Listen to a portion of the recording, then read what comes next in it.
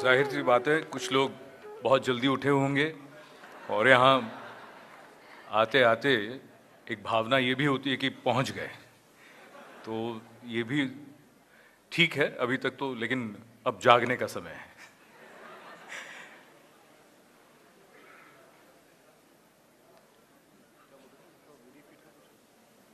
नहीं, कुछ बातें जो हम बार बार आपको बता रहे हैं फिर से बताना चाहेंगे कि जैसे ही एकेडमिक प्रोसेशन ऑडिटोरियम में दाखिल होगा उस समय हम सभी अपने स्थान पर खड़े हो जाएंगे। जब तक वो अपना स्थान ग्रहण ना करें हम खड़े रहेंगे, उनके बैठते ही हम लोग भी बैठ जाएंगे।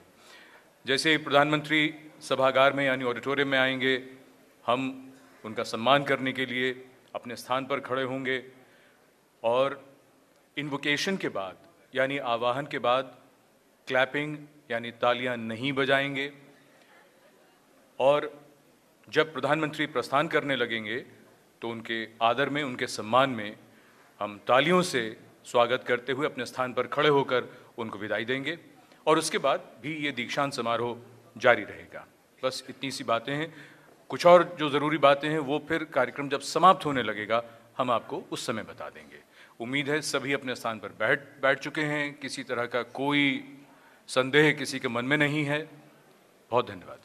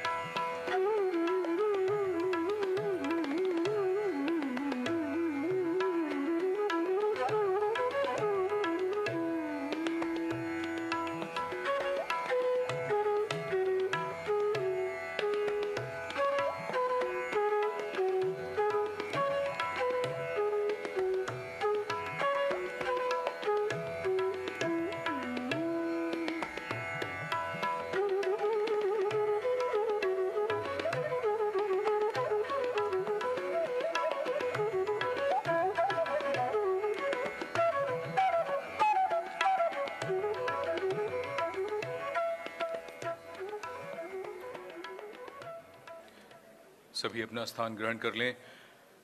एकेडमिक प्रोसेशन कुछ ही देर में ऑडिटोरियम में दाखिल होने वाला है। इसका अर्थ यह है कि प्रधानमंत्री यहां पधार चुके हैं।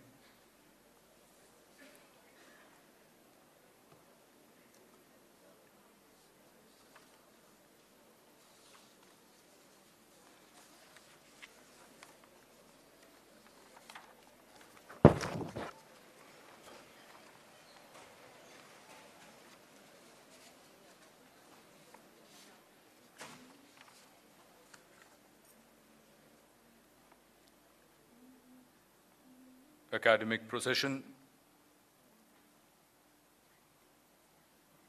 सभागार में पधार रहा है।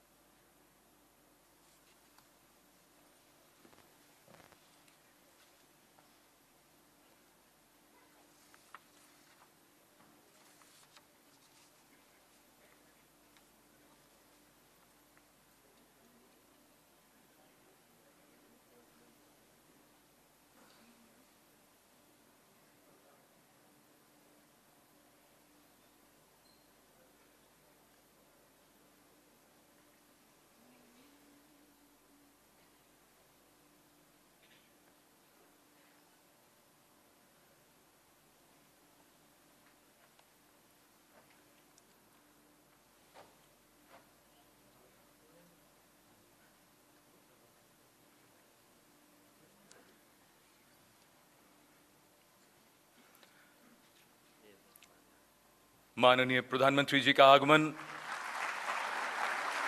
अखिल भारतीय आयुर्विज्ञान संस्थान के इस दीक्षांत समारोह में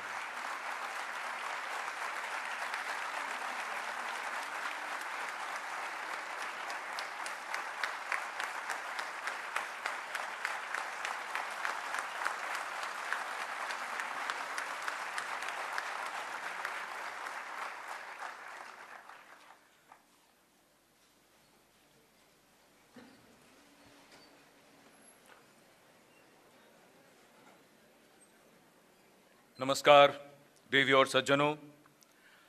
अखिल भारतीय आयुर्विज्ञान संस्थान एम्स के 42वें दीक्षांत समारोह के अवसर पर आप सभी का हार्दिक स्वागत है। आज के दीक्षांत समारोह के मुख्य अतिथि माननीय प्रधानमंत्री श्री नरेंद्र मोदी की उपस्थिति से हम सभी गौरवान्वित हैं। धन्यवाद प्रधानमंत्री जी। आपकी व्यस्तता से पूरा देश परिचित है और कार्य करने की लगातार शक्ति से भी।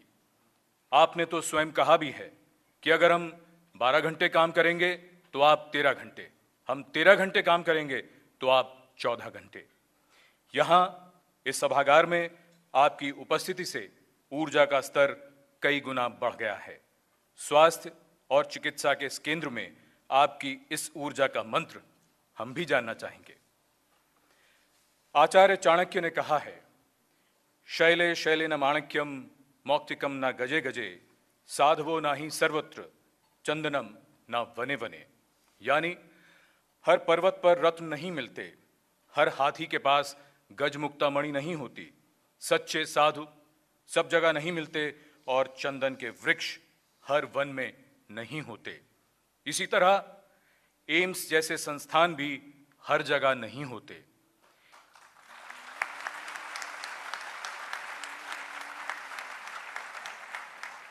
इस संस्थान की ख्याति और प्रतिष्ठा ऐसी है कि वो गौरव और दायित्व की भावना का संचार एक साथ करती है। आज के दीक्षांत समारोह में कुल 562 छात्राओं को डिग्रियां प्रदान की जाएंगी, जिनमें PhD, MCH, DM, MD, MS, MBBS और बीएससी नर्सिंग की डिग्री शामिल हैं। किसी भी शुभ कार्य की सिद्धि और सफलता के लिए आवाहन किया जाता है, तो आइए सबसे पहले इन्वोकेशन यानी आवाहन नर्सिंग छात्राओं द्वारा।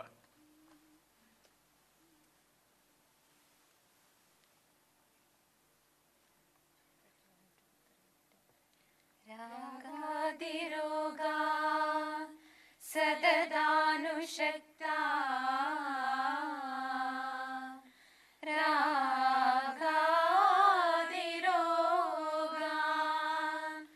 सतदानुशक्ता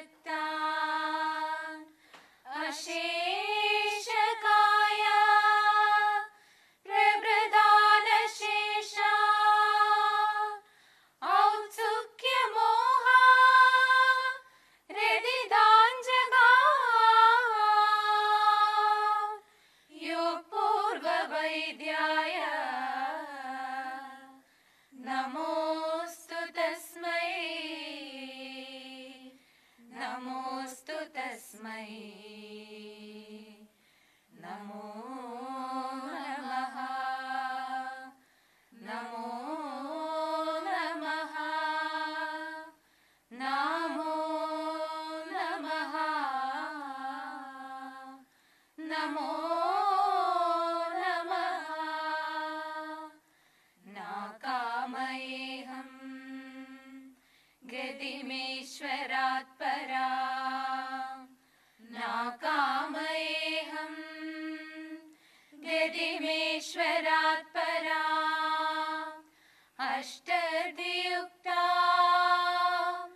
अपुनर्भवं वा अष्टधियुक्ता अपुनर्भवं वा अर्थिं प्रपद्ये अर्थिं प्रपद्ये किल देहभाजान् अन्धस्थितो अन्धस्थितो येन भवन्त्य दुःखा शरीरमाद्यं खलु धर्मसाधनं शरीरमाद्यं खलु धर्मसाधनं शरीरमाद्यं शरीरमाद्यं शरीरमाद्यं शरीरमाद्यं खलु धर्म साधनम्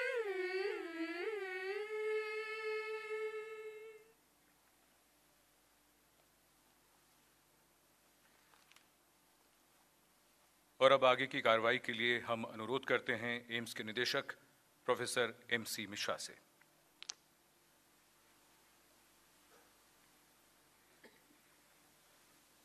I would request and seek permission of the President, All India Institute of Medical Sciences, Maniya Shri Dr. Harshvardhan ji. Sir, may I have your permission to declare the convocation open? Thank you, sir. I declare the convocation open.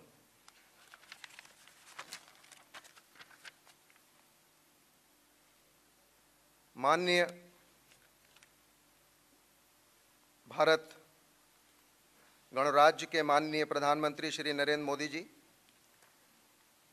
Doctor Harshvardhan, केंद्रीय स्वास्थ्य मंत्री एवं अध्यक्ष अखिल भारतीय आयुर्विज्ञान संस्थान, मेरे सहयोगी dean professor Jhulka, my registrar Dr. Sanjay Arya,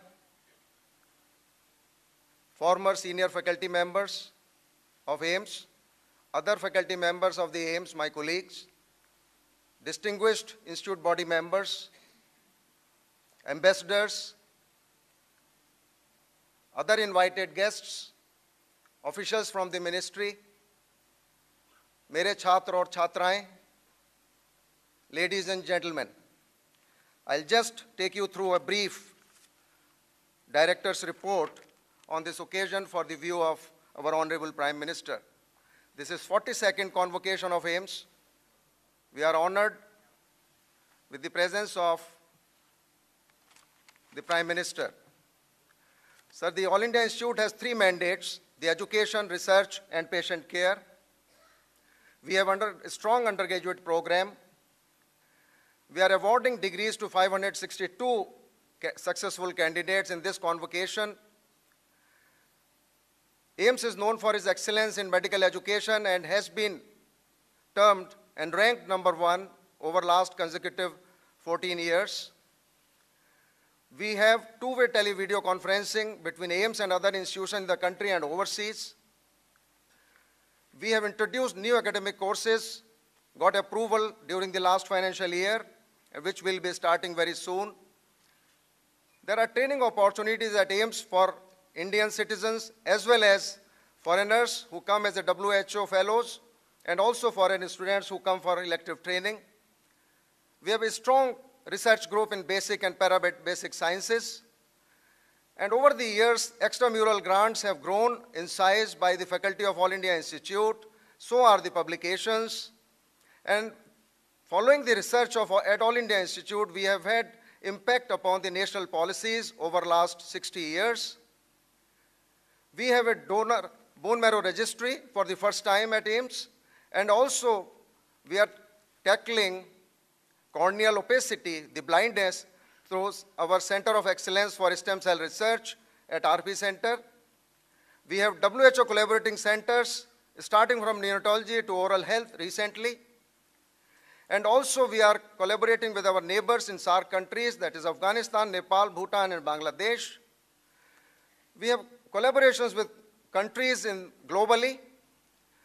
Sir, after your Japan visit for the first time in India, we signed a MOU and a delegation from Osaka University was here last Monday, where we signed this MOU, which will be platform for collaborative research for medical technology innovation and creation of new cost affordable devices, where doctors, engineers, and industry will work together.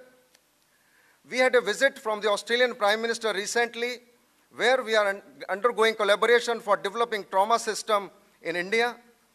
We also signed an MOU with the University of Michigan, USA. An independent international survey has termed AIIMS as an oasis for India's poorest, achieving mortality and infection rates comparable to the best facilities in the world.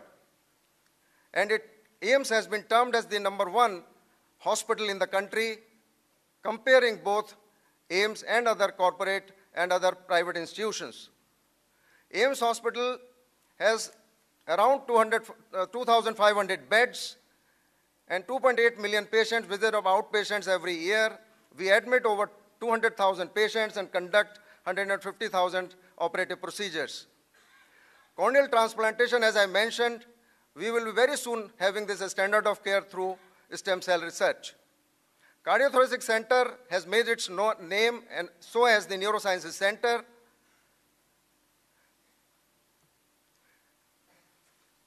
Cardiothoracic Center was the first under the leadership of Professor Venugopal to have started cardiac transplant 20 years ago precisely. He is here amongst us this morning.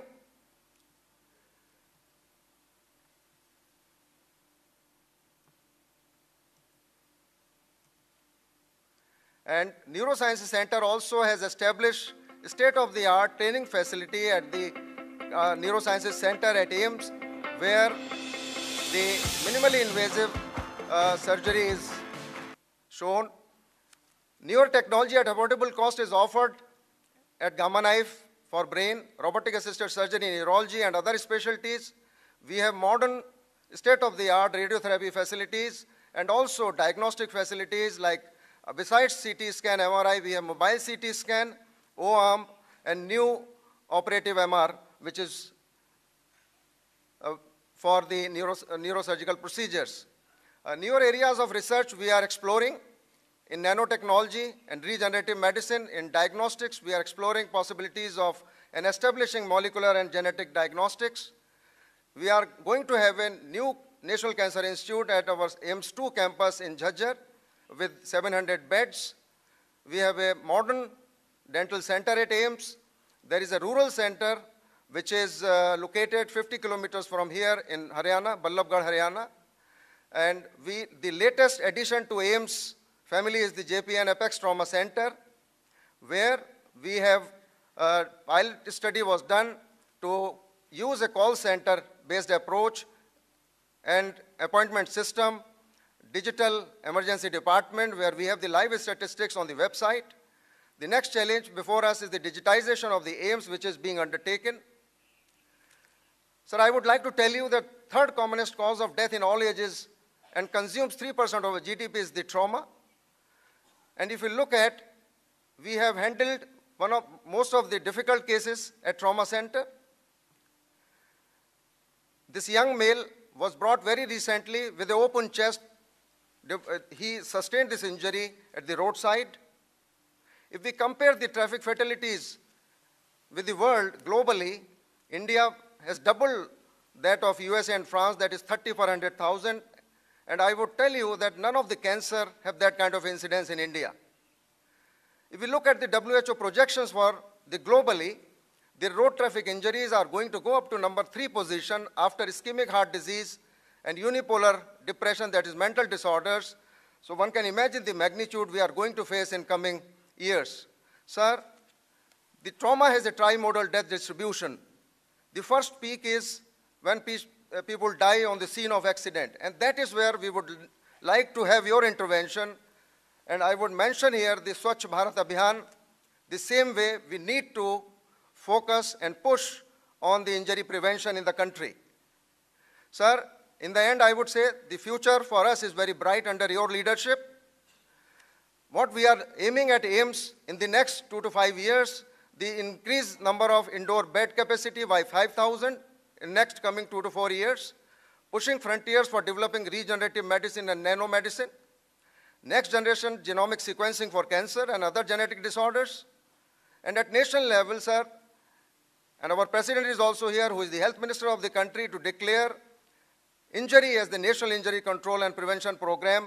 And sir, may we request you to kindly enforce the helmet vaccine for those who are riding motorbike, but 72% of our population automobiles on the road are two-wheelers. And it is not something which is by choice. This is because it's economics. Jai Hind.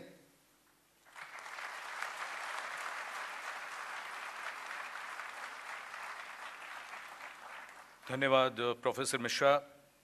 इस विशाल देश के स्वास्थ्य मंत्री और AIIMS के अध्यक्ष, जो संयोगवश स्वयं भी डॉक्टर हैं, डॉक्टर हर्षवर्धन से विनम्र निवेदन है कि वो अपना संबोधन प्रस्तुत करें।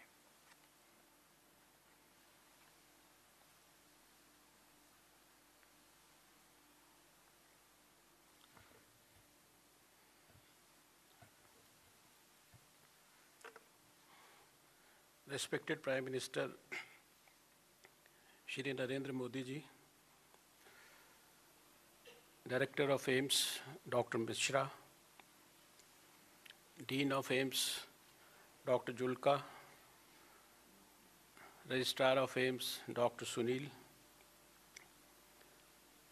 very respected former directors of AIIMS who are sitting in this august gathering, former faculty members, all the respected faculty members, distinguished guests, my colleague officials of the Health Ministry, and fellow medico colleagues. It's a great day for all of us, not because we are in this function of the convocation of All India Institute of Medical Sciences, but because our very dynamic and honorable Prime Minister Mr. Narendra Modi is here to bless us on this occasion. All of us know that he is a unique Prime Minister in many senses. He is probably the only Prime Minister who had become a dream for millions of Indians in this country much, much before he became the Prime Minister of this country. He is a symbol of hope for not only all of us doctors, but for the poorest of the poor in this country. He is a man with great vision, with thorough, meticulous approach, high level of professionalism in his working, and a man who gives a lot of respect to professionals in the country. Sir, on behalf of all of us in All India Institute of Medical Sciences, we express our heartfelt gratitude to you for gracing this occasion and agreeing to bless all of us on this occasion. And on behalf of all of you, I welcome him in this august gathering. Friends, as a doctor also, I have always believed that AIIMS is a peerless institution. And somebody who strikes at the entrance exam for AIIMS, whether it is a undergraduate or a postgraduate exam, he somehow climbs the mountain of what I would call as some sort of competition in academia. It is definitely more difficult to get into AIIMS than to get into either the IITs or the IIMs. And that is why I always say that AIIMS doctors are not ordinary doctors. They are doctors plus. And when we are doctors plus, we have more responsibility than many others in the society. We have to actually become the torchbearers of hope for the future, for developing the best possible health care in this country, which could become an example for the rest of the world. AIIMS has, in a way, become a brand. And that is why even all our chief ministers all over the country, they want AIIMS in all the states. They want AIIMS-like doctors in all the states. And I am so happy to say that in the next decade or so, we will have AIIMS-like institutions in most of the states in the country under the leadership of our dynamic Prime Minister. And something like 2,000 AIIMS doctors will be becoming the ambassadors of AIIMS culture in the country every year, fresh. Not only in the country, but outside the country also internationally.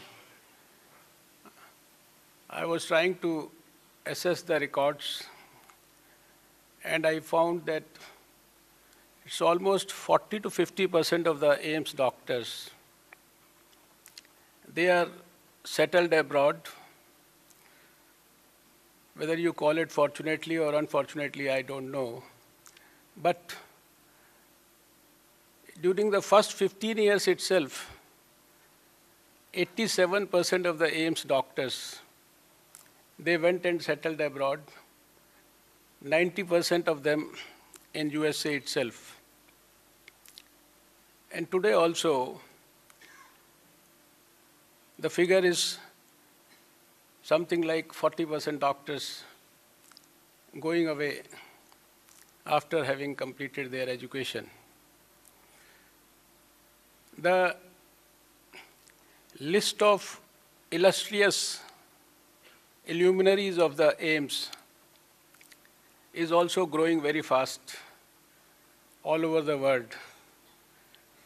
I had the privilege of having the guidance of so many of the senior faculty members and the directors of this institute from Dr. Ramalinga Swamy to Dr. Venu Gopal when I was the health minister of the capital 20 years back.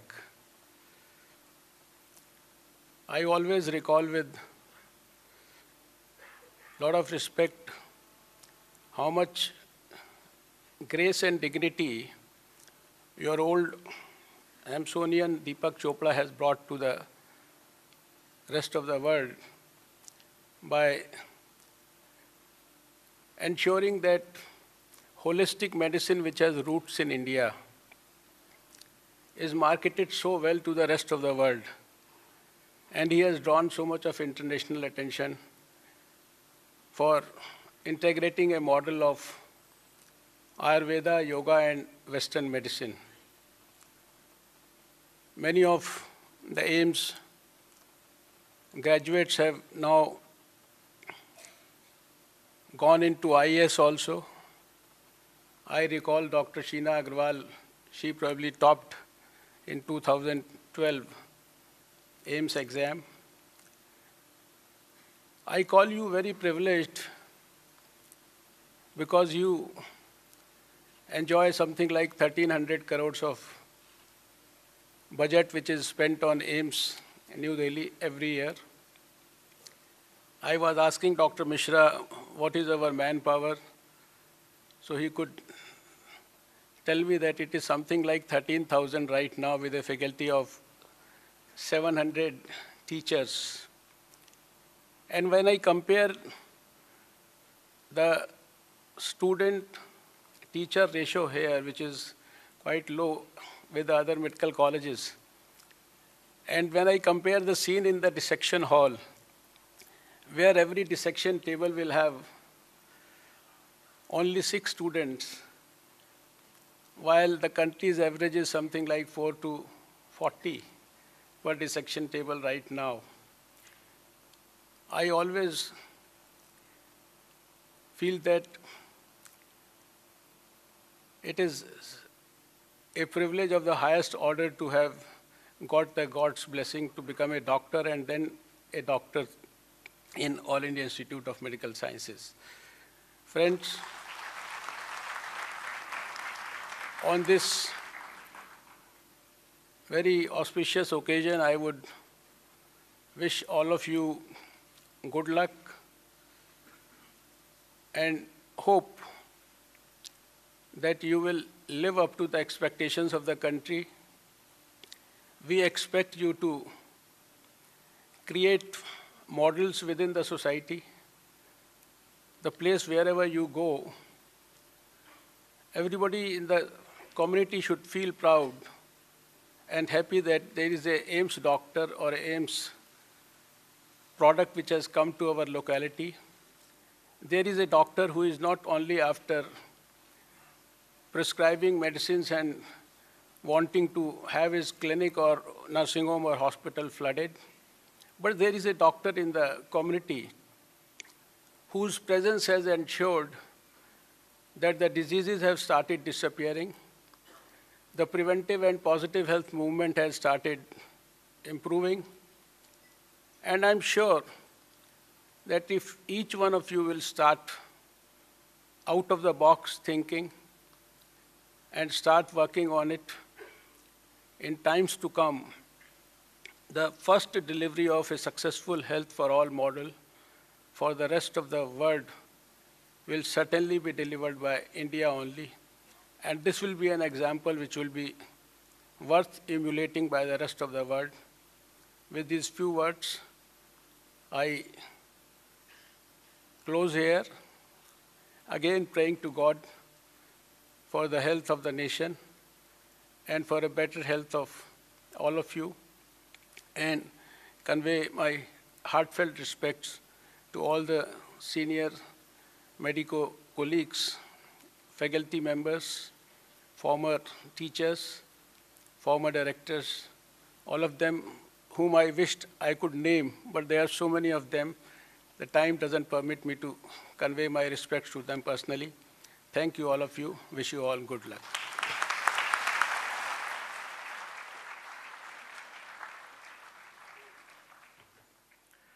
आपका बहुत धन्यवाद स्वास्थ्य मंत्री doctor Harshvardhan जी। अब माननीय प्रधानमंत्री life time achievement और अन्य पुरस्कार प्रदान करेंगे। मैं आगे की कार्यवाही के लिए एम्स डायरेक्टर प्रोफेसर मिश्रा से आग्रह करूंगा। सर, माननीय प्रधानमंत्री श्री नरेंद्र मोदी जी से मैं अनुरोध करता हूं और साथ में अपने स्वास्थ्य मंत्री से कि वो उनके साथ आएं, हमारे डीन प्रोफेसर झुल्का के साथ, और अवार्ड्स की शुरुआत करें। सर।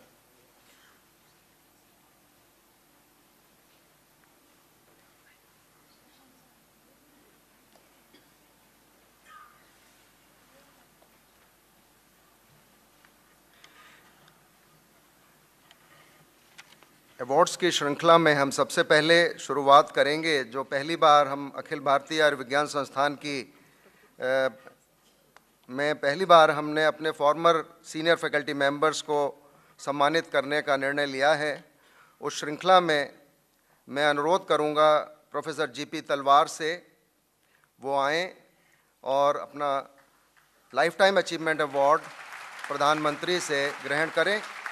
प्रोफेसर जीपी तलवार was born in 1926. He was former head Department of Biochemistry, served the institute for 27 years. He is an outstanding scientist who established National Institute of Immunology. Few could match his credentials in basic sciences in the country. His major contribution to science has been an immunotherapeutic vaccine for leprosy. He has been awarded with many other awards, including ICMR prizes, J.C. Bose Award, Padam Bhushan by the Government of India. And also he has been honored by France, where they have the highest honor, Officier de la Légion d'Honneur, by President of France. Professor G.P. Talwar, ladies and gentlemen, give a big round of applause for him.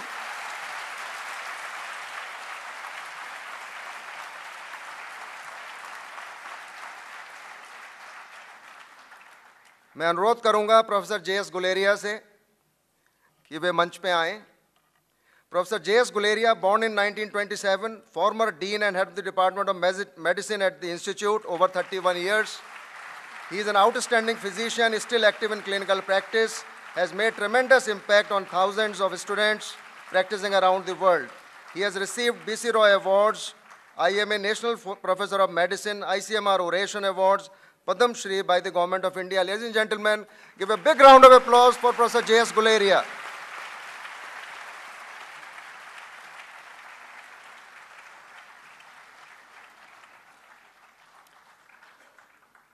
मैं अनुरोध करूंगा professor PN. Tandon से कि वे मंच पे आएं और प्रधानमंत्री से लाइफ टाइम अचीवमेंट अवार्ड ग्रहण करें। Professor PN. Tandon, born in 1928, emeritus professor and former chief of Neurosciences Center, is the doyen in neurosurgery. He has established National Brain Research Institute at Manesar, and he has been president of INSA, Neurology Society of India, National Academy of Sciences, Indian National Science Academy, and has always received many awards, including Padam Shri, Padam Bhushan, Padam Vibhushan from the Government of India. Ladies and gentlemen, Professor P.N. Tandon.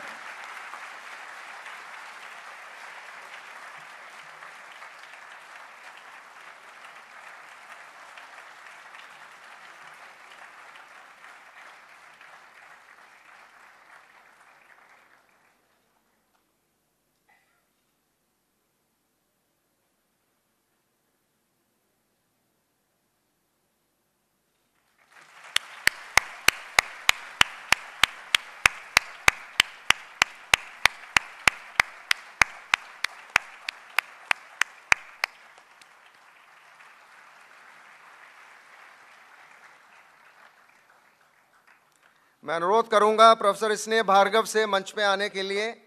Professor स्नेह Bhargava was the first lady director of this institute, took over in 1984, born in 1930.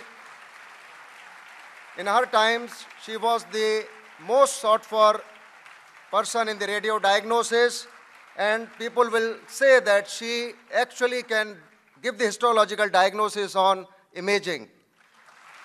She is very active, continues to be very active even now.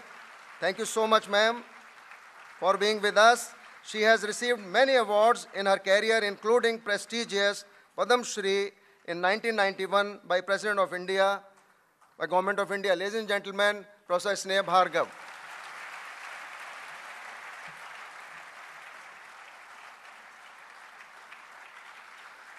इसी श्रृंखला में हम आगे बढ़ते हैं. Professor I.K. Dhawan. Professor I.K. Dhawan, born in 1930, former head Department of Surgical Disciplines, served the institute for 28 years. He has the distinction of establishing renal transplant program at All India Institute in the country at a time when most patients had to go abroad for kidney transplantation, which was very expensive and resource intensive. He was also a pioneer establishing plastic surgery service at the institute. He has trained a large number of surgeons, including myself, who are excelling in their own field, and recall his mentorship with great reverence. He has received many awards, including Excellence Award in Medical Education by National Board of Examination, Sandoz Oration Award of ICMR. He has been founder president of the Indian Society of Oncology and president, which is a very vibrant body today of cancer, and Association of Plastic Surgeons of India. Ladies and gentlemen, Professor I.K. Dhawan.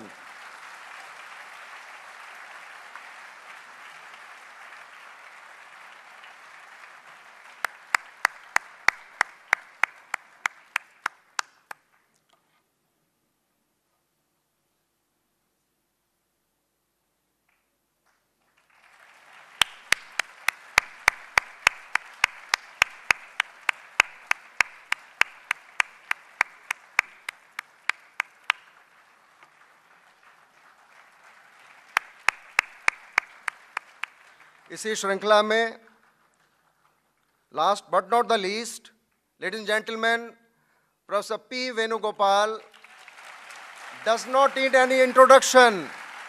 He is the first heart transplant surgeon of the country. He is an AIIMS alumni, joined AIIMS in 1959 as undergraduate student, received Best Graduate Medal in 1963 from our first Prime Minister, Pandit Jawaharlal Nehru, and then joined AIIMS as a full-time faculty in 1970, retired as director in 2003 after spending 50 years of service to the institute. Trained under him, he trained himself under Denton Cooley in Houston, USA, and returned to serve the country in 1974 at a time when most AIIMS graduate would settle down in US. He has performed, and under his supervision, more than 50,000 open heart operations, trained 120 cardiac surgeons, and most cardiac centers in India and many in overseas are headed by his students. He performed, as I mentioned, first successful heart transplant in 1994, and also used first time in Asia left ventricular assist device. Professor Venugopal.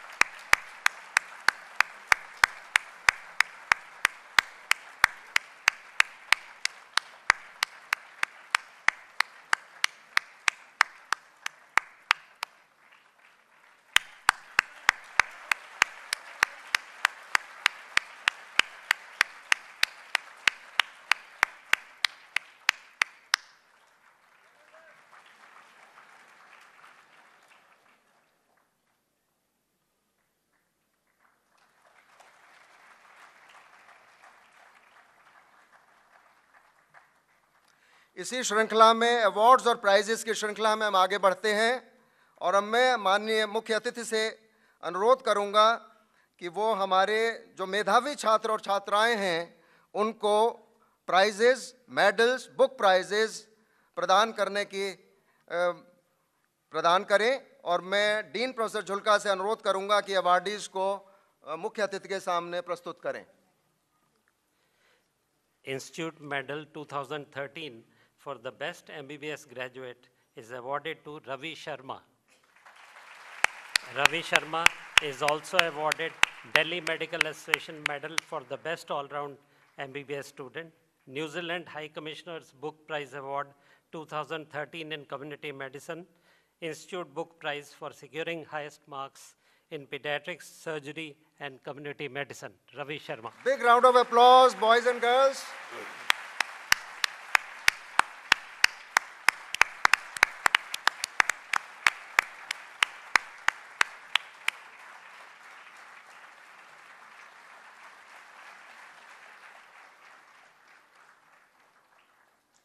Institute Book Prize for securing highest marks in the subject of surgery is awarded to Arshi Singh.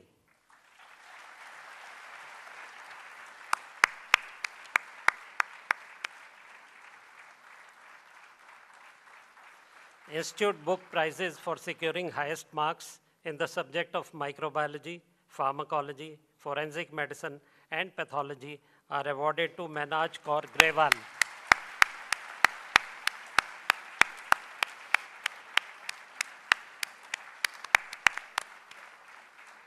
Institute Book Prize for securing highest marks in the subject of anatomy is awarded to Shubham Agarwal.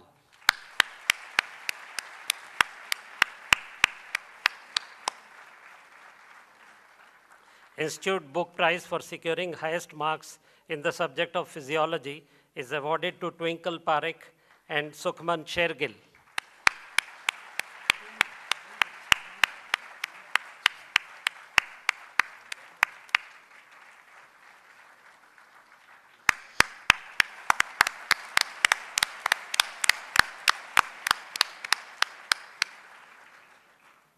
Sorrel Catherine Freeman Book Prize Award 2013 in Pediatrics is awarded to Zainab Abbas Vora.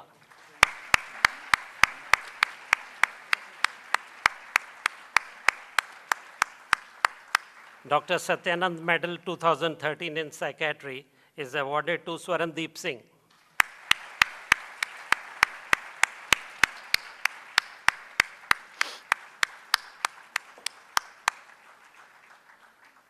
Institute Book Prize for securing highest marks in the subject of obstetrics and gynecology is awarded to Selma C.H.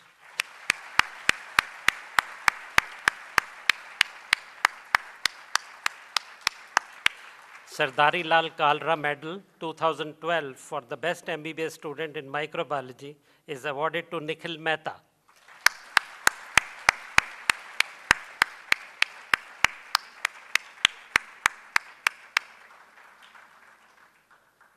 Dr. D.C. Bhutani Medal 2013 in ophthalmology for the best MBBS student is awarded to Siddharth Jain. He is also awarded Institute Book Prize for securing highest marks in medicine.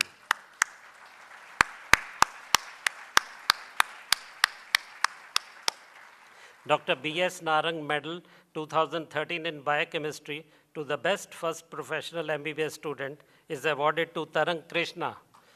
He is also awarded Sir Dorabji Tata Prize in Biochemistry, Institute Book Prize for securing highest marks in the subject of biochemistry. Tarang.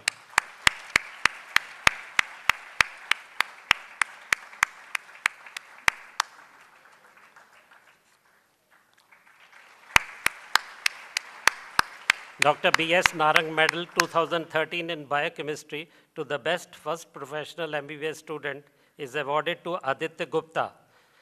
Aditya Gupta is also awarded for securing highest marks in the subject of biochemistry.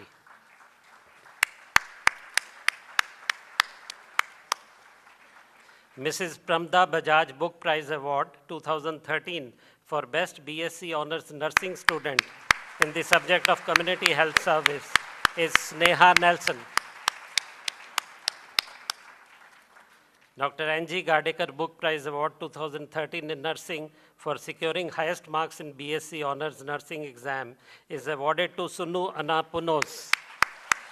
She's also got Medal and Book Prize for Meritorious Student of BSc Nursing Program for standing first in the clinical subject.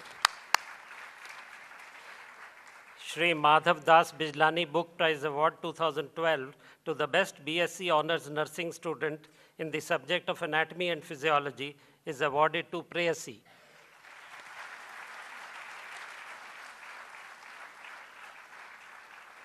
Medal and Book Prize 2013 for the meritorious student of BSc Honors Nursing Program for standing first in pre and paraclinical subject is awarded to Shais James.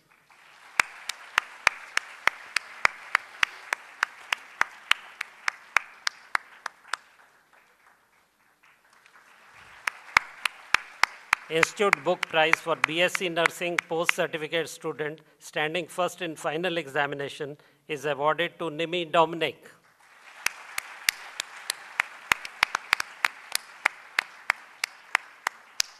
Thank you, sir.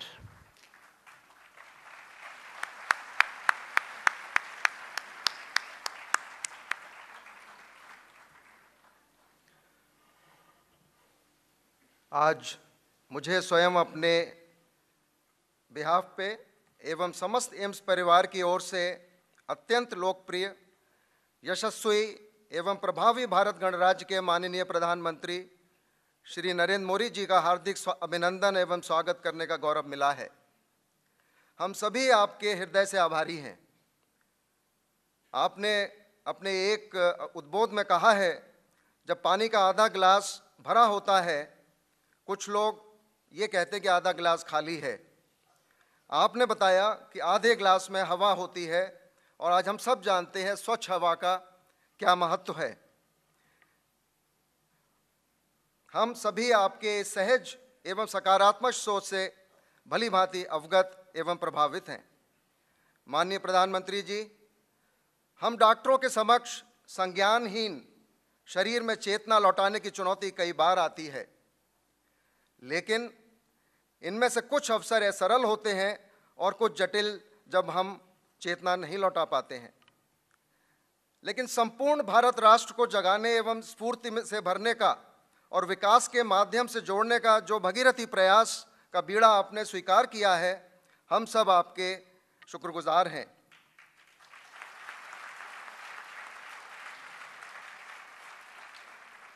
मैं यहाँ एक और बात जोड़ना चाहता हूँ और बहुत महत्वपूर्ण बात है ये हम सब के लिए। आपने जो स्वच्छ भारत अभियान की शुरुआत 2 अक्टूबर को गांधी जयंती पर की है, को प्रारंभ करने के लिए चिकित्सा जगत की ओर से आपको विशेष धन्यवाद मैं नमन करता हूं और धन्यवाद देता हूं। हम साफ सफाई अपनाएंगे और बहुत सारे रोगों से निदान मिलेगा। अब माननीय प्रधानमंत्री जी को आमंत्रित करता हूं कि वह दीक्षांत उद्बोधन से हम सबको अनुग्रहित करें। धन्यवाद।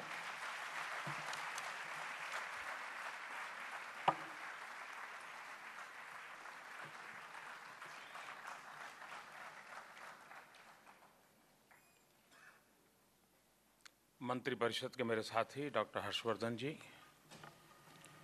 मंचस्थ सभी महानुभाव और आज के दिवस के केंद्र बिंदु वे सभी डिग्रीधारी जो आज इस कैंपस को छोड़कर के एक नई जिम्मेवारी की ओर कदम रख रहे हैं, मैं आप सबको हृदय से बहुत बहुत शुभकामनाएं देता हूं।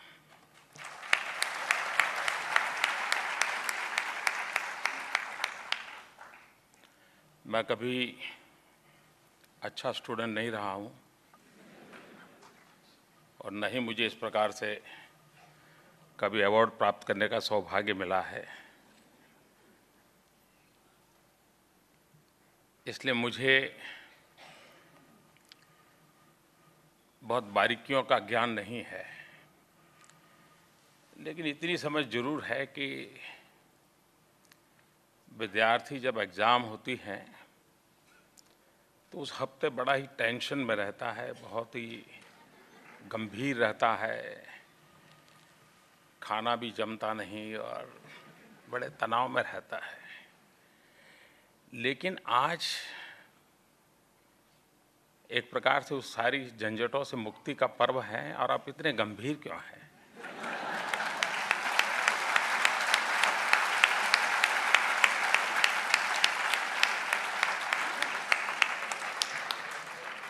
मैं कब से देख रहा था कि क्या कारण है भाई इतना। क्या मिश्रा जी, क्या कारण है?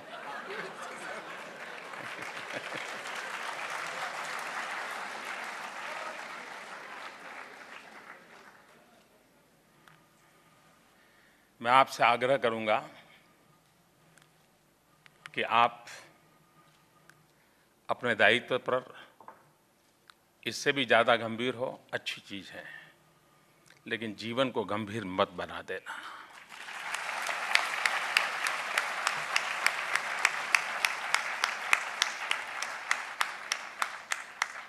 जिंदगी को हंसते खेलते संकटों से गुजरने की आदत बनाते हुए चलना,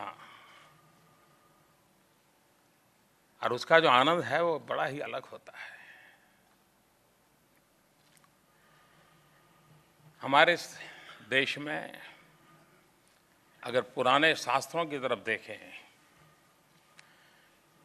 तो पहला कॉन्वोकेशन, इसका उल्लेख तैत्रेयी उपनिषद में आता है। वेद काल में गुरु शिष्य जब परंपरा थी और शिष्य जब विद्यार्थी काल समाप्त करके जाता था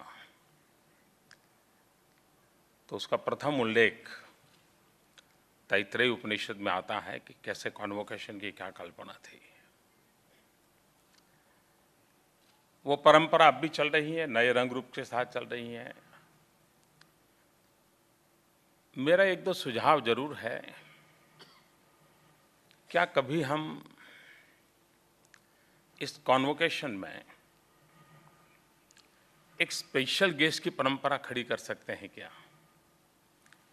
और स्पेशल गेस्ट का मेरा मतलब है कि गरीब बस्ती में जो स्कूल्स हैं, गरीब परिवार के बच्चे जहां पढ़ते हैं, ऐसे एक सिलेक्टेड 8वीं 9वीं कक्षा के बच्चे 30, 40, 50 जो भी आपकी कैपेसिटी हो, उनको ये कॉन्वोकेशन में स्पेशल गेस्ट के रूप में बुलाया जाए, बिठाया जाए और वो देखें ये दुनिया क्या है। जो काम शायद उसका एक टीचर नहीं कर पाएगा, उस बालक मन में 1 घंटे 1.5 घंटे का ये अवसर उसके मन में एक जिज्ञासा पैदा करेगा, उसके मन में भी सपने जगाएगा, उसको भी लगेगा कभी मेरी जिंदगी में ये अवसर आए।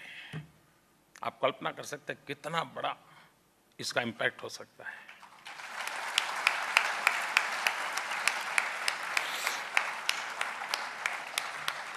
चीज बहुत छोटी है लेकिन ताकत बहुत गहरी है, और यही चीजें हैं जो बदलाव लाती है। और मेरा आग्रह रहेगा वो गरीब बच्चे, डॉक्टर का बच्चा आएगा तो उसको तो लगेगा मेरे पिताजी ने भी किया है, उसको नहीं लगेगा। समाज जीवन में अपने सामान्य बातों से हम कैसे बदलाव ला सकते हैं, उस पर हम सोचिए। जो डॉक्टर बनकर के आज जा रहे हैं, अपने जीवन में अचीवमेंट किया है। मेरे जाने के बाद भी शायद हर्षवर्धन जी कईयों को अवार्ड देने वाले हैं, उसको सर्टिफिकेट देने वाले हैं। लेकिन आज आप जा रहे हैं, बीती हुई कल और आने वाली कल के बीच में कितना बड़ा अंतर है। आपने जब पहली बार एम्स में कदम रखा होगा तब घर में से बहुत सारी सूचनाएं दी गई होगी, माँ ने कहा होगा, पिताजी ने कहा होगा, चाचा ने कहा होगा, देखो ऐसा करना, ऐसा मत करना, ऐसा करना, ऐसा मत करना। ट्रेन में बैठे होंगे तो कहा होगा, देख खिड़की के बाहर मत देखना, कोई अनजान व्यक्ति कुछ देता है तो मत लेना, बहुत कुछ कहा होगा। एक प्रकार से आज भी वही पल है। कॉन्वोकेशन एक प्रकार से आखिरी कदम रखते समय परामर्श देने का एक पल होती है। कभी आप सोचे हैं कि जब आप क्लासरूम में थे, आप इंस्टीट्यूट में थे, आप पढ़ रहे थे, तब आप कितने प्रोटेक्टेड थे। कोई कठिनाई आई तो सीनियर साथी मिल जाता था, बताता था। समाधान नहीं हुआ तो प्रोफेसर मिल जाते थे, प्रोफेसर नहीं मिले तो डीन मिल जाते थे। बहुत एवेन्यूज रहते थे कि जहां पर आप आपके समस्याओं का, आपकी जिज्ञासा का समाधान खोज सकते थे। आप कभी यहां काम करते थे, आपके हॉस्टल लाइफ रहा होगा, परिवार का कोई नहीं होगा जो आपको हर पल ये कहता होगा ये करो ये मत करो, लेकिन कोई न कोई तो होगा, अरे यार क्या कर रहे हो भाई। किसी ने कहा अगर भाई तुम्हारे पिताजी ने कितनी मेहनत करके तुम्हें यहाँ भेजा है, तुम ये कर रहे हो क्या। बहुत कुछ सुना होगा ना आपने, और तब आपको बुरा भी लगा होगा, यार क्या मास्टर जी हमें देते हैं, हमें मालूम नहीं क्या हमारी जिंदगी का। लेकिन कोई तो था जो आपको कहता था कि ये करो ये मत करो। आप उस अवस्था से गुजरे हैं और काफी लंबा समय गुजरे हैं जहां आपको स्वयं को निर्णय करने की नौबत बहुत कम आई होगी, और निर्णय करने की नौबत आई होगी तब भी एक प्रोटेक्टेड एनवायरनमेंट में आई होगी, जहां पर आपको पूरा कॉन्फिडेंस था कि मेरे निर्णय को इधर उधर कुछ भी हो जाएगा तो कोई तो बैठा है जो मुझे मदद करेगा, मुझे बचा लेगा या मुझे मेरा हाथ पकड़ लेगा।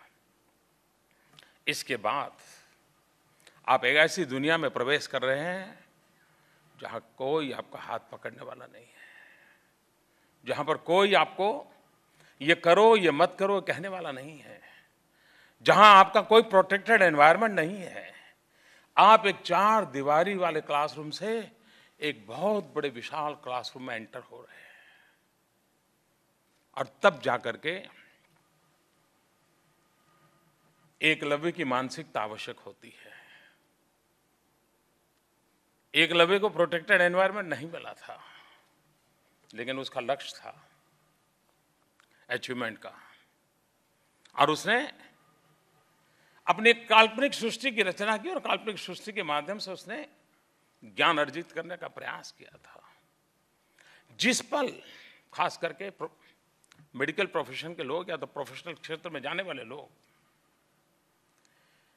विद्यार्थी काल की समाप्ति मानते हैं, मैं समझता हूं कि अगर हमारे मन में हाँ चलो यार अब छुट्टी हो गई, बहुत दिन बिता रही है, वही हॉस्टल, वही गाउन, वही स्टेथोस्कोप, इधर दौड़ो उधर दौड़ो, चलिए मुक्ति हो गई।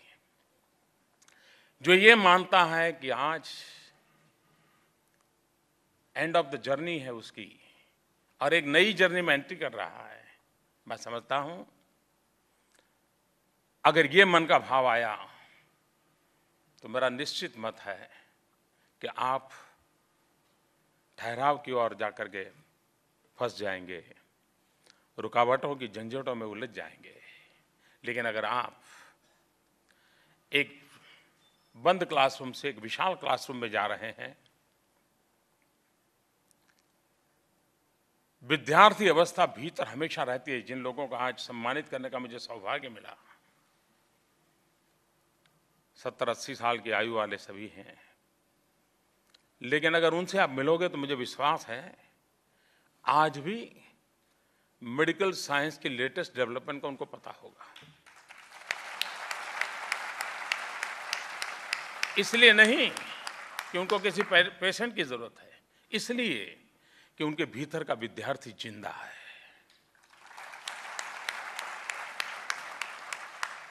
जिसके भीतर का विद्यार्थी जिंदा होता है वो ही जीवन में कुछ कर पाता है, कर गुजरता है। लेकिन अगर यहां से जाने के बाद इंस्टीट्यूट पूरी हुई तो विद्यार्थी जीवन भी पूरा हो गया, ये अगर सोच है तो मैं समझता हूं उसके बड़ा कोई ठहराव नहीं हो सकता है। विद्यार्थी अवस्था, मन की विद्यार्थी अवस्था जीवन के अंतकाल तक जीवन को प्राणवान बनाती है, ऊर्जावान बनाती है। और जिस पल मन की विद्यार्थी अवस्था समाप्त हो जाती है, मृत्यु की तरफ हमारा पहला कदम शुरू हो जाता है। अभी मैं आया तो वो सज्जन बता रहे थे कि लोगों को अजरज है मोदी जी की एनर्जी का। अचरज करने जैसा है नहीं, आप मेडिकल साइंस के लोग हैं, थोड़ा इतना जोड़ दीजिए, हल पर कुछ नया करने की, सीखने की इच्छा, आपके भीतर की ऊर्जा कभी समाप्त नहीं होती है, कभी एनर्जी समाप्त नहीं होती है।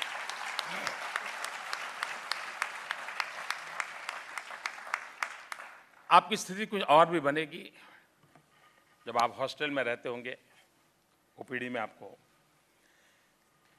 कई पेशेंट्स को डील करना होता होगा। कभी दोपहर को दोस्तों के साथ मूवी देखने का तय किया है तो मन करता था कि 200 की ओपीडी ऐसा करो यार, निकालो, फिर जाना है, सिनेमा देखने जाना है। मैं आपकी बात नहीं बता रहा हूँ, ये तो कहीं और की बात बता रहा हूँ।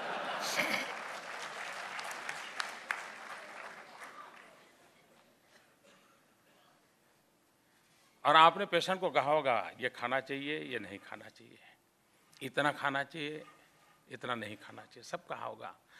लेकिन जैसे ही आप मैस में पहुंचे होंगे, सब साथियों ने मिलकर के स्पर्धा लगाई होगी, आज तो स्पेशल डिश है, स्वीट है, देखते हैं कौन ज्यादा खाता है, ये सब किया होगा। और वही तो जिंदगी होती है दोस्तों। लेकिन आपने किसी को कहा होगा देख ये खाओ, ये मत खाओ, तब जाकर के आपने आपके आत्मा को कभी पूछा यार मैंने तो उसको ये कहा था, मैं तो ये कर रहा हूं। और इसलिए सफलता की पहली शर्त होती है, कल तक की बात अच्छी थी, किया, अच्छा किया, मैं उसको अप्रिशिएट करता हूं। लेकिन आने वाले कल में अगर मैं कैंसर का डॉक्टर हूं और शाम को धुआंधार सिगरेट जलाता रहता हूं और मैं दुनिया को कहूंगा कि भाई इससे कैंसर होता है, तो किसी के गले नहीं उतरेगा। ऊपर से हम एक उदाहरण बन जाएंगे, हाँ यार कैंसर के डॉक्टर सिगरेट पीते हैं तो मुझे क्या फर्क पड़ता है। और इसलिए मैं एक ऐसे व्यवसाय में हूं, मैं एक ऐसे क्षेत्र में कदम रख रहा हूं जहां मेरा जीवन मेरे पेशेंट की जिंदगी बन सकता है। शायद हमने बहुत कम लोगों ने सोचा होगा कि क्या एक डॉक्टर का जीवन पेशेंट की जिंदगी बन सकता है। आप कभी सोचना, आपकी हर मिनट, हर संपर्क, हर बात पेशेंट की जिंदगी बन सकता है। कभी सोच करके देखिए, बहुत कम लोग हैं जो जीवन को इस रूप में देखते हैं। मैं आशा करता हूं आज जो ये नई पीढ़ी जा रही है वो उस पर सोचेगी।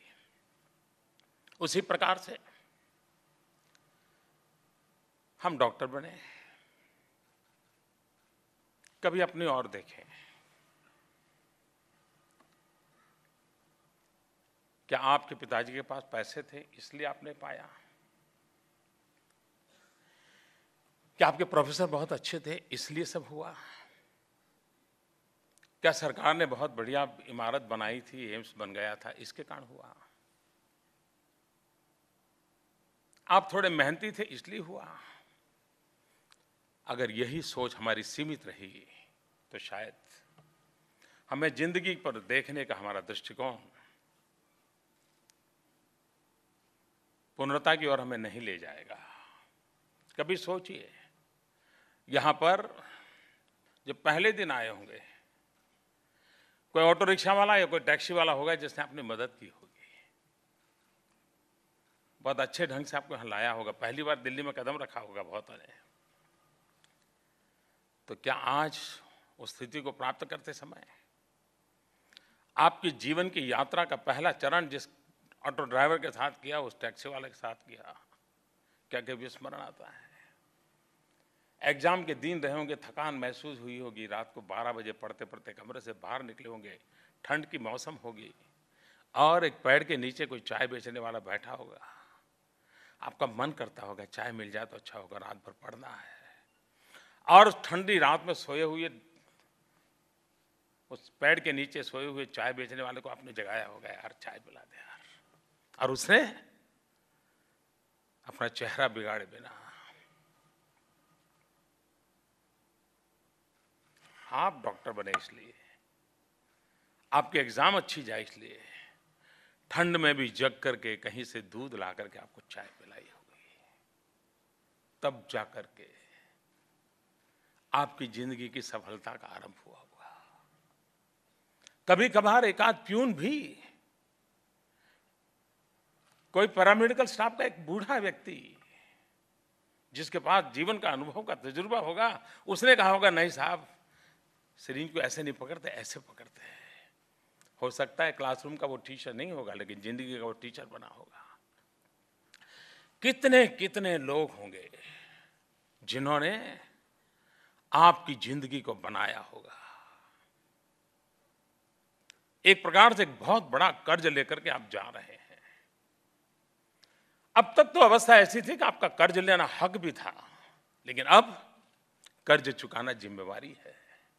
और इसलिए भली भांति उस हक का उपयोग किया है, अच्छा किया है, लेकिन अब भली भांति उस कर्ज को चुकते करना, देना, चुकाना, ये हमारा दायित्व बन जाता है।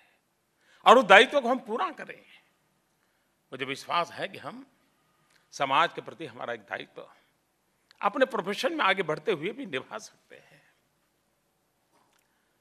आप अमीर घर के बेटे हो सकते हैं, गरीब परिवार के बेटे हो सकते हैं, मध्यम वर्ग के परिवार के बेटे बेटी हो सकते हो, लेकिन क्या कभी सोचा है कि आपकी पढ़ाई कैसे हुई है? क्या आपकी फीस के कारण पढ़ाई हुई है? नहीं। क्या स्कॉलरशिप के कारण हुई है? नहीं। इन व्यवस्थाओं का विकास तब हुआ होगा जब किसी गरीब की एक स्कूल बनाने का बजट यहां डाइवर्ट किया गया होगा। किसी गांव के अंदर बस जाए तो गांव वालों की सुविधा बढ़े, हो सकता है वो बस चालू नहीं की होगी, वो बजट यहां डाइवर्ट किया गया होगा। समाज के कई क्षेत्रों के विकास की संभावनाओं को रोक करके इसे डेवलप करने के लिए कभी न कभी प्रयास हुआ होगा। एक प्रकार से उसके हक का छीन करके हमारे पास पहुंचा है, जिसके कारण हम लाभान्वित हैं। और ये जरूरत थी, इसलिए करना पड़ा होगा, क्योंकि अगर इतने बड़े देश में मेडिकल प्रोफेशन को बढ़ावा नहीं देते हैं तो देश में बहुत बड़ा संकट आ सकता है। अनिवार्य रहा होगा, लेकिन कोई तो कारण होगा कि समाज के किसी न किसी हक का मैंने लिया है, तब जाकर के मैं इस अवस्था को पहुंचा हूं। क्या मैं हर पल अपने जीवन में उस बात को याद करूंगा कि हाँ भाई, मैं सिर्फ डॉक्टर बना हूं, ऐसा नहीं है। ये मेरे सामने आया हुआ हर व्यक्ति किसी न किसी ने कोई न कोई योगदान दिया है, तब जाकर मैं इस अवस्था को पहुंचा हूं। मुझ पर उसका अधिकार है, मुझ पर उसका अधिकार है। मैं नहीं जानता हूं जो लोग यहां से पढ़ाई की और विदेश चले गए, उनके दिल में यह बात पहुंचेगी कि नहीं पहुंचेगी। कभी कभार अपने प्रोफेशन में बहुत आगे निकल गए, और निकलना भी है। हम नहीं चाहते हैं कि सब पिछड़ेपन की अवस्था में ही हमारे साथ ही रहें, लेकिन कभी हम भी तो यार दोस्तों के साथ छुट्टी मनाने जाते हैं। कितने ही पेशेंट क्यों ना हो, कितनी बीमारियों की संभावना क्या ना हो, लेकिन जिंदगी ऐसी है कि भी कभी न कभी उसकी चेतना के लिए 7 दिन 10 दिन अपने साथियों के साथ बाहर जाते हैं। कभी कभार ये भी तो सोचिए कि भले ही बहुत बड़ी जगह पे बैठेंगे, लेकिन कम से कम सब साथियों को लेकर के साल में एक बार 5 दिन 7 दिन दूर सुदूर जंगलों में जाकर के गरीबों के बीच में बैठ करके मेरे पास जो ये ज्ञान है, अनुभव है, कहीं उनके लिए भी तो मैं 7 दिन पूरा 365 दिन करने की जरूरत नहीं है, न कर पाए, लेकिन कभी ये तो कर सकते हैं। अगर इस प्रकार का हम संकल्प करके आज जाते हैं, और इतनी बड़ी शक्ति लगती है, समाज की शक्ति से बड़ी कोई शक्ति नहीं हो सकती है। और हम एक समाज के बहुत चेतनवंत पुर्जा है, हम क्या कुछ नहीं कर सकते हैं। उस भाव को लेकर के अगर हम चलते हैं तो हम बहुत बड़ी सेवा समाज की कर सकते हैं। कभी कभार मैंने देखा है सफल डॉक्टर और विफल डॉक्टर के बीच में आपने अंतर कभी देखा है क्या? कुछ डॉक्टर होते हैं जो बीमारी के संबंध में बहुत फोकस होते हैं और इतनी गहराई से उस चीजों को हैंडल करते हैं,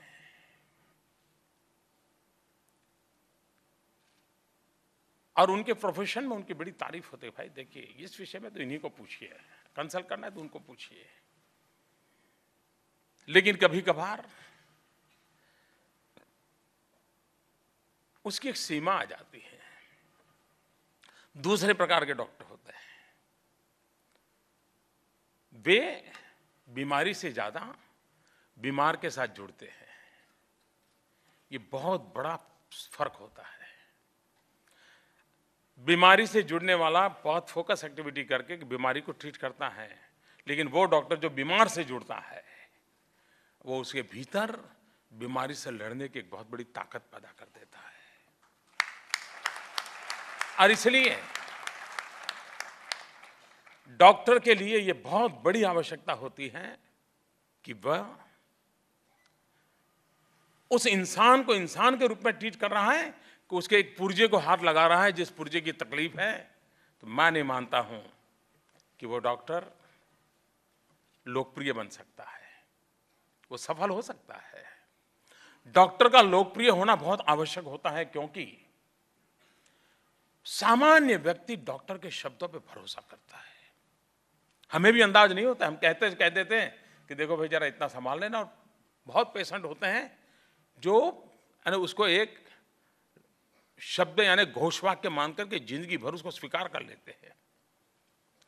तब जाकर के हमारा दायित्व कितना बढ़ जाता है। और इसलिए हमें उस डॉक्टर समूहों की आवश्यकता है जो सिर्फ बीमारों की नहीं, बीमारी की नहीं, लेकिन पेशेंट के कॉन्फिडेंस लेवल को बिल्डअप करने की दृष्टि से जो कदम उठाए जाए।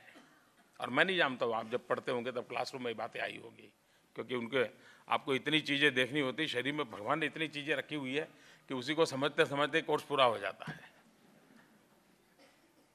सारे गली मोहल्ले में ट्रैवल करते करते करते पता नहीं कब कहाँ निकलोगे आप। और इसलिए ये बहुत बड़ी आवश्यकता होती है कि जब मैं इस क्षेत्र में जा रहा हूं तो मैं एक समाज की जिम्मेवारी ले रहा हूं, और समाज की जिम्मेवारी को निभाने के लिए हम कोशिश कर रहे हैं।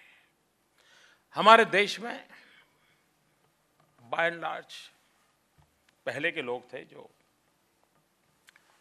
रात को भी मेहनत कर करके रिकॉर्ड मेंटेन करते थे, और वो पेशेंट की हिस्ट्री, बीमारी की हिस्ट्री कभी कभार भविष्य के लिए बहुत काम आती है। आज युग बदल चुका है। डिजिटल रिवॉल्यूशन एक बहुत बड़ी ताकत है। एक डॉक्टर के नाते मैं अभी से 2 या 3 क्षेत्रों में फोकस करके केस हिस्ट्री के रिकॉर्ड बनाता चलूं, उसका एनालिसिस करता चलूं। कभी कभार मेरे सीनियरों से उसकी डिबेट करूं, चर्चा करूं। मैं भी साइंस मैगजीन्स के अंदर मेरे आर्टिकल छपे, इसके लिए आग्रही बनूं। भारत को एक बहुत अनिवार्य है दोस्तों कि हमारे मेडिकल प्रोफेशन के लोग अमेरिका के अंदर उनका बड़ा दबदबा है। सामान्य दुनिया के कई देश ऐसे हैं कि गंभीर से गंभीर बीमारी हो, अस्पताल में ऑपरेशन थिएटर में ले जाते हो, लेकिन जब तक वो हिंदुस्तानी डॉक्टर का चेहरा नहीं देखता है तब तक उसका विश्वास नहीं बढ़ता है। ये हमने अचीव किया। बाय एंड लार्ज हर पेशेंट विश्व में जहां भी उसको परिचय आया तो कहता नहीं यार आप तो हैं, लेकिन उनको जरा बुला लीजिए। ये एक छोटी बात नहीं है, लेकिन हम रिसर्च के क्षेत्र में बहुत पीछे हैं। और रिसर्च के क्षेत्र के में ये आवश्यक है कि हम केस हिस्ट्री के प्रति ज्यादा कॉन्शियस बने। हम पेशेंट की हर चीज को बारीकी से लिखते रहे, एनालिसिस करते रहे, 10 पेशेंट को देखते रहे। हो सकता है धीरे धीरे 2-4 साल के आपकी इस मेहनत का परिणाम ये आएगा कि आप मानव जात के लिए बहुत बड़ा कंट्रीब्यूट कर सकते हैं। और हो सकता है आप में से कोई मेडिकल साइंस का रिसर्च साइंटिस्ट बन सकता है। मानव जात के कल्याण के लिए मैं समस्याओं को ट्रीट करता रहूं एक रास्ता है, लेकिन मैं मानव जात की संभावित समस्याओं के समाधान के लिए कुछ नई चीजें खोज करके दे दूं। हो सकता है मेरा कंट्रीब्यूशन बहुत बड़ा हो सकता है। और इसलिए ये काम कोई और नहीं करेगा। और आज मेडिकल साइंस आज से 10 साल पहले और आज में बहुत बड़ा बदलाव आया है। टेक्नोलॉजी ने बहुत बड़ी जगह ले ली है मेडिकल साइंस में। एक जमाना था जब गांव में एक वैद्यराज हुआ करते थे और गांव स्वस्थ होता था, गांव बीमार नहीं होता था। आज आंख का डॉक्टर अलग है, कान का अलग है, वो दिन भी दूर नहीं, बाईं आंख वाला एक होगा, दाहिनी आंख वाला दूसरा होगा।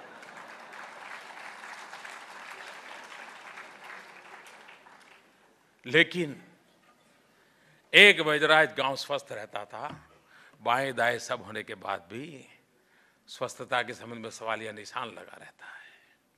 और तब जाकर के बदले हुए समय में रिसर्च में कहीं न कहीं हमारी कमी महसूस होती है। टेक्नोलॉजिकल डेवलपमेंट इतना हो रहा है, आप मुझे बताइए, अगर रोबोट ही ऑपरेशन करने वाला है तो आपका क्या होगा? एक प्रोग्रामिंग हो जाएगा, प्रोग्रामिंग करके रोबोट जाएगा, जहां भी काटना वाटना है काट करके बाद आएगा, बाद में पैरामेडिकल स्टाफ है वही देखता रहेगा। अब तो कहीं निकल ही जाएंगे। मैं आपको डरा नहीं रहा हूं मैं आपको डरा नहीं रहा हूं, लेकिन इतना तेजी से बदलाव आ रहा है, तेजी से बदलाव आ रहा है।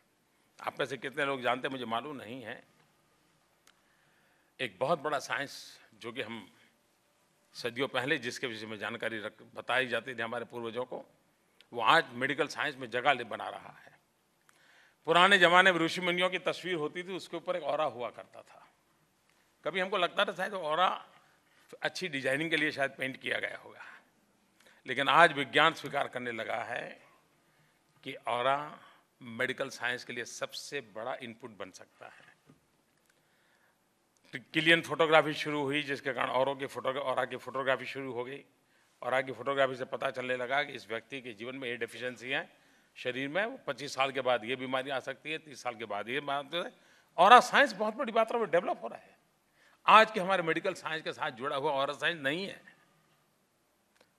फुल प्रूफ भले ही नहीं होगा, लेकिन कोई एक वर्ग है दुनिया में, विदेशों में, कि जो लोग इसी पर बहुत बड़ा काम कर रहा है।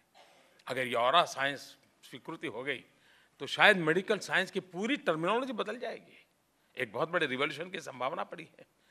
हम रिवॉल्यूशन से डरते नहीं हैं, हम चाहते हैं इनोवेशन होते रहने चाहिए, लेकिन चिंता ये है कि हम उसके साथ अपने आप को मेल बिठा रहे हैं कि हम वो पुरानी किताबों को लेकर के पढ़े, क्योंकि हमारे प्रोफेसर भी आए होंगे, वो भी वही पुरानी किताब लेकर के आए होंगे, उनके टीचर ने उनको दी होगी, और हम भी शायद अगर प्रोफेसर बन गए तो हम भी उस किताब को आगे किसी को सरका देंगे, देखिए यार मैं यही पढ़ाता था, तुम भी यही पढ़ाते रहो, तो शायद बदलाव नहीं आ सकता है। और इसलिए नित्य नूतन प्राणवान व्यवस्था की ओर अगर हमारा मन रहता है तो हम रिलेवेंट रहते हैं, हम समाज के बदलाव की स्थिति में अपनी जगह बना सकते हैं। उसे बनाने की दिशा में अगर हम प्रयास करते हैं तो मैं मानता हूं कि हम बहुत बड़ी सेवा कर सकते हैं। आप एक ऐसे इंस्टीट्यूशंस के स्टूडेंट हैं जिसने हिंदुस्तान में अपना एक ट्रेडमार्क सिद्ध किया हुआ है। आज हिंदुस्तान में कहीं पर भी अच्छी अस्पताल बनानी हो या मेडिकल साइंस में कुछ काम करना है, मेडिकल कॉलेज अच्छी बनाए, तो लोग क्या कहते हैं पूरे देश के हर कोने में, नहीं भाई हमारे यहाँ एक एम्स बना दो। और कुछ उसे मालूम नहीं है, इतना कह दिया मतलब सब आ गए, उसको मालूम है एम्स आया मतलब सब आया। इसका मतलब आप कितने भाग्यवान हैं कि पूरा हिंदुस्तान जिस एम्स के साथ जुड़ना चाहता है, हर कोने में कोई कहता है, पेशेंट भी चाहता है कि यार मुझे एम्स में एडमिशन मिल जाता अच्छा होगा, स्टूडेंट भी चाहता है पढ़ने का अगर एम्स में मिल जाए तो एक्सपोजर बहुत अच्छा मिलेगा, फैकल्टी अच्छी मिल जाएगी, बहुत बड़ा जीवन में सीखने को मिलेगा। आप भाग्यवान हैं, आप एक ऐसे इंस्टीट्यूशन से निकल रहे हैं जिस इंस्टीट्यूशन ने देश और दुनिया में अपनी जगह बनाई है। ये बहुत बड़ा सौभाग्य लेकर के आप जा रहे हैं।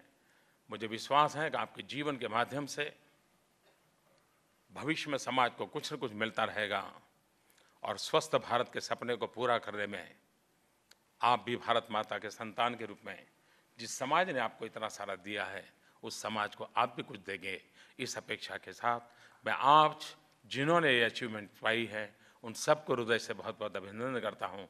मेरी शुभकामनाएं हैं और मैं आपका साथी हूँ। आपके कुछ सुझाव होंगे जरूर मुझे बताइए, हम सब मिल करके अच्छे रास्ते पर जाने की कोशिश करेंगे। आपके बीच आने का मुझे अवसर मिला, मैं भी हैरान हूँ कि मुझे क्यों बुलाया। न मैं अच्छा पेशेंट हूँ, भगवान करे न बनूं, डॉक्टर तो हुई नहीं, लेकिन मुझे इसलिए बुलाया क्योंकि मैं प्रधानमंत्री हूं और हमारे देश का दुर्भाग्य ऐसा है कि हम लोग सब जगह पे चलते हैं।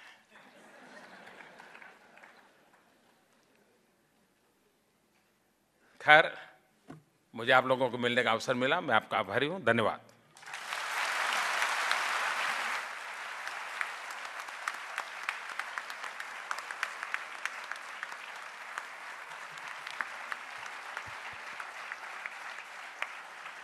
मैं सभी से अनुरोध करूंगा स्टैंडिंग ओवेशन प्रधानमंत्री को दें।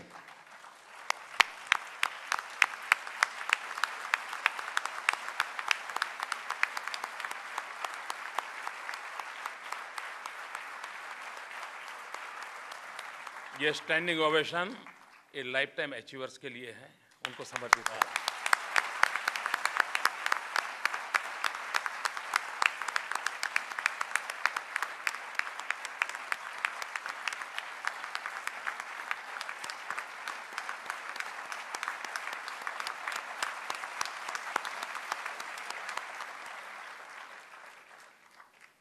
धन्यवाद माननीय प्रधानमंत्री जी। जीवन और समाज के हर पहलू पर आपकी बारीक नज़र है और आप सभी को मन की भावना से जोड़ लेते हैं। अब माननीय स्वास्थ्य मंत्री और AIIMS president doctor Harshvardhan AIIMS की फैकल्टी के सदस्यों और स्टाफ द्वारा प्रधानमंत्री राहत कोष के लिए एकत्रित